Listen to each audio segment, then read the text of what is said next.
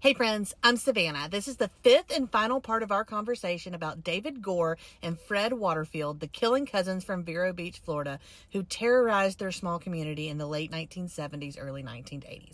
We've covered the timeline of their crimes and essentially the whole story, but there are some things that my professor shared after the official lesson that I think are interesting. Trigger warning, there are some exceptionally disturbing things here, and I mean exceptionally disturbing.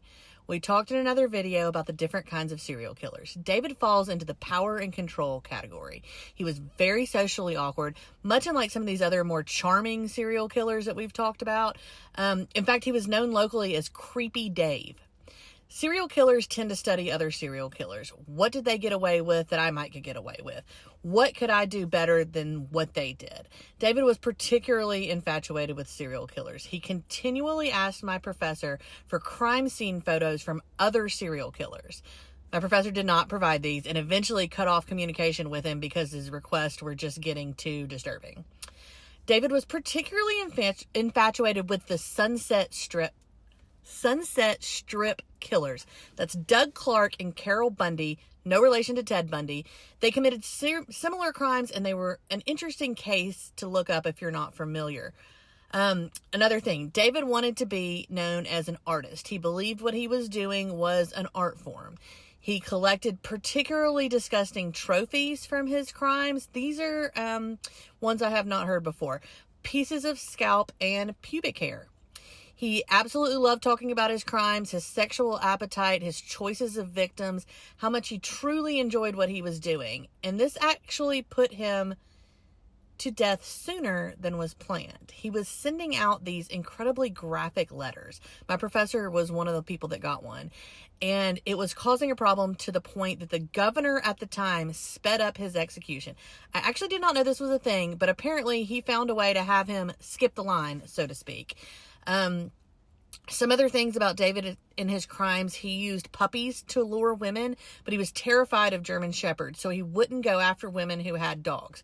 Might be a case for getting a German Shepherd. He said that those dogs were too loyal and protective of their owners, so he avoided women that had those. I don't even know how to lead into this one, but I do want to mention it.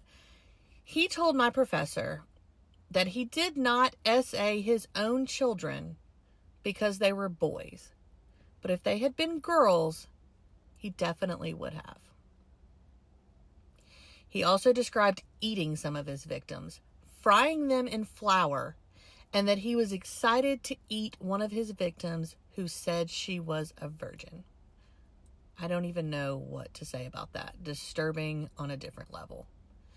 My professor asked him who was the best victim, and he said a hitchhiker. Now, granted, that was in the 80s, but still.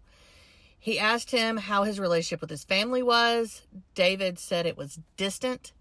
I suppose that's to be expected. He asked him if he was drunk when he committed his crimes or if he was sober, and David said sometimes he was drunk, but he preferred to commit his crimes sober so he could have a clear mind. It did make me wonder if he was drunk the times he made mistakes and got caught. I'm going to end on this little tidbit.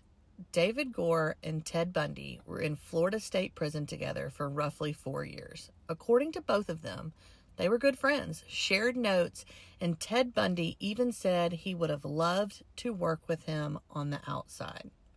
Can you even imagine that?